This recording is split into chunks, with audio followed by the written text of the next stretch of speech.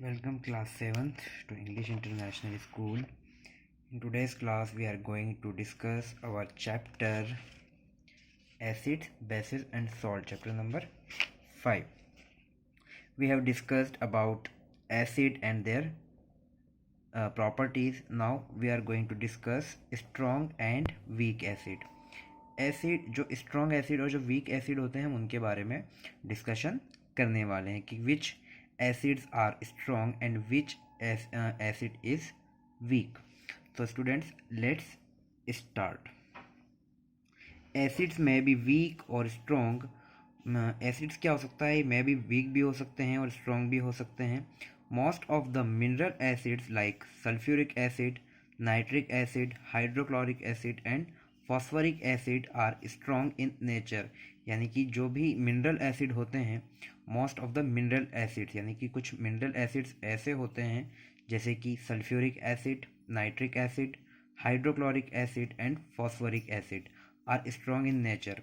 यानी कि ये ऐसे एसिड होते हैं जो आपकी स्किन टिश्यूज़ को हार्म कर सकते हैं, जला भी सकते हैं. Hence they are called strong acid. इसीलिए उनको क्या कहते हैं, स्ट्रॉन्ग एसिड कहते हैं. On the other hand, all the organic acids are weak acid by nature. और दूसरी तरफ हमारे पास कुछ ऑर्गेनिक एसिड होते हैं जो क्या होते हैं, नेचुरली वीक एसिड्स होते हैं और इन्हीं को हम क्या कहते हैं, वीक एसिड्स कहते हैं.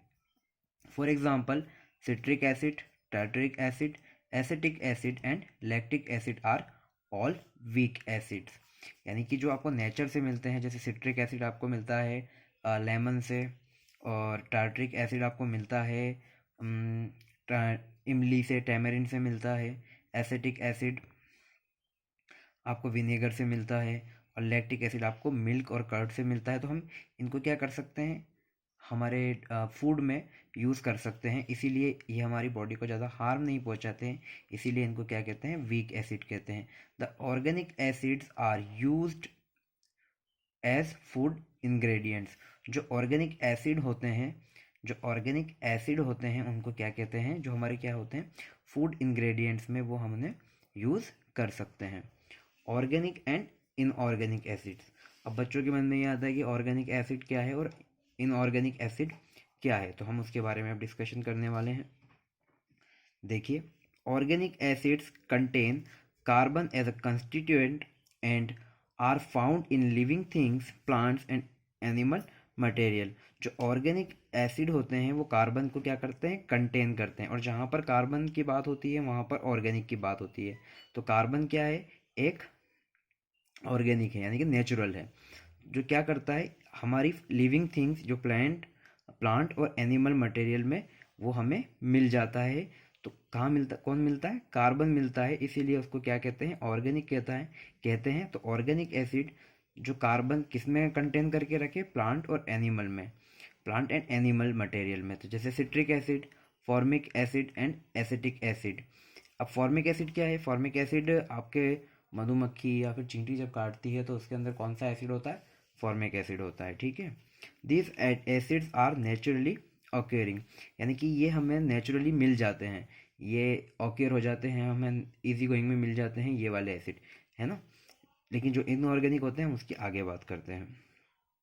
They are weak acids and that is why we use them as food supplements.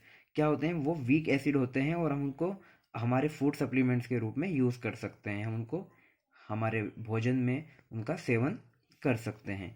Inorganic acids, mineral acids, यानी कि उन इनऑर्गेनिक एसिड जो मिनरल एसिड होते हैं, जिनकी हम स्ट्रॉन्ग एसिड जिसे कहते हैं, जिन्हें हम स्ट्रॉन्ग एसिड कहते हैं, उन्हीं को क्या कहते हैं, इनऑर्गेनिक एसिड कहते हैं. On the other hand are, कहाँ गए हम, inorganic acids, mineral acids on other hand are prepared for from minerals present in the earth crust. यानी कि अर्थ क्रस्ट, यानी कि जो धरती की गोद में जो हमें मिनरल मिलते हैं, हम उसके द्वारा, उनके थ्रू, मिनरल्स के द्वारा हम इनऑर्गेनिक एसिड हमारी मनुष्य के द्वारा, मानव के द्वारा बना लिए जाते हैं, जो कि बिल्कुल क्या होते हैं, आर्टिफिशियल होते हैं. Inorganic acids are prepared artificially in the industries etcetera, sulphuric acid and nitric acid. यानी कि ये जो इनऑर्गेनिक एसिड्स होते हैं ये फैक्ट्रीज़ में बनते हैं। कैसे बनते हैं? बिल्कुल आर्टिफिशियली बनते हैं। ये फैक्ट्रीज़ में प्रिपेयर होते हैं, लैब में प्रिपेयर होते हैं। तो ये जो हैं आपके इनऑर्गेनिक जितने भी हैं ये मनुष्य के द्वारा निर्मित एसिड हैं जो काफ़ी खतरनाक होते हैं। Acids on dissolving in water dissociate into cations and anions. Their solution conduct electricity, hence behave as electrolytes. यानी कि एसिड जब हमको पानी में घोल देते हैं, कैसे? कैशंस एंड एनियंस में। Their solutions conduct electricity, hence behave as electrolytes. और जैसे ही हम इनका देयर सॉल्यूशन यानी कि जो इनका सॉल्यूशन होता है उनके अंदर हम अगर इलेक्ट्रिसिटी चलाते हैं तो उसके अंदर वाकई में हमें इलेक्ट्रिसिटी का उसमें क्या होता है? कंडक्शन होता है। जैसे कि पानी में हम अगर तार डाल देंगे तो करंट लगेगा ना। तो इसमें भी ऐसी कंडीशन होती है। एसिड क्या होता है? एक तरफ प्लस होता है और एक तरफ माइनस होता है। इसी वजह से इसके अंदर क्या होता है? ये बिहेव लाइक इलेक्ट्रोलाइट कर लेता है। जब हम अपर लेवल में पढ़ेंगे तब ये काफ़ी ज़्यादा आपको इसमें देखने को मिलेगा। ठीक है। Acids on dissolving in water dissociate into cations, ये पढ़ लिया है। Knowledge zone. Car batteries contain sulphuric acid, a strong acid stored in acid resistance vessel. The acid can cause painful burn on your skin and damage clothing, do not touch it. जो car batteries के अंदर जो acid होता है उसमें कौन सा acid होता है?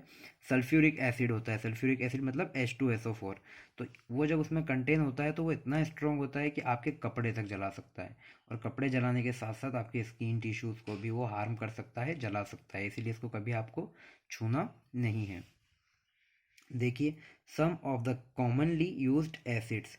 सल्फ्यूरिक एसिड में क्या होता है? H2SO4 इसका केमिकल फॉर्मूला होता है। सॉरी। हाइड्रोक्लोरिक एसिड का फॉर्मूला क्या होता है? HCl होता है। नाइट्रिक एसिड का होता है HNO3। फॉस्फरिक एसिड का H3PO4। कार्बनिक एसिड का क्या होता है? H2CO3। एसिटिक एसिड का होता है CH3COOH। तो ये सारे एसिड हमारे लिए बाद में जब हम इसको पढ़ेंगे in the next session in class 8 तो ये थोड़ा सा लेवल अपग्रेड होगा। तो आपको इन सबको लर्न करना है। ओके, इन सबको लर्न करना है। Metal react with acids to varying degree, so glass bottles are used to store acid. Ask your grandmother why he does not store pickles, tomato ketchup and fruit juices in metal containers.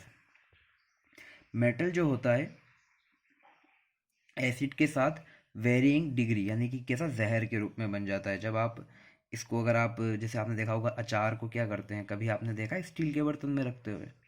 उसको दादी माँ या फिर जो भी mummy है और ये कोई भी फैमिली में जो अचार बना रहे हैं वो कभी भी है ना उसको किसी मेटल में के बर्तन में नहीं रखेंगे, मेटल के यूटेंसिल में नहीं रखेंगे। वो हमेशा या तो आपकी वो बर्नी बोलते हैं ना जिसको, या तो वो बर्नी में होगा या फिर कांच के बोतल में होगा।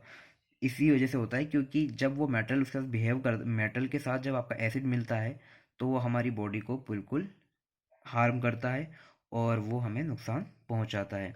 सो glass bottles are used to store acids. तो ग्लास बॉटल यूज़ की जाती है एसिड को स्टोर करने के लिए। तो आपको इसका जवाब मिल गया, पर लेकिन आप एक बार आपका वर्क ये है कि आप अपने घर पे ज़रूर पूछिएगा कि मम्मी या दादी माँ हम हमारा अचार और हमारा टमाटो केचप क्यों मेटल कंटेनर्स में नहीं रखते हैं। ठीक है स्टूडेंट, तो हम अगला एक्टिविटी फर्स्ट से हम हमारी नेक्स्ट वीडियो में पढ़ेंगे। Till that wish you best of luck, have a nice day ahead, bye.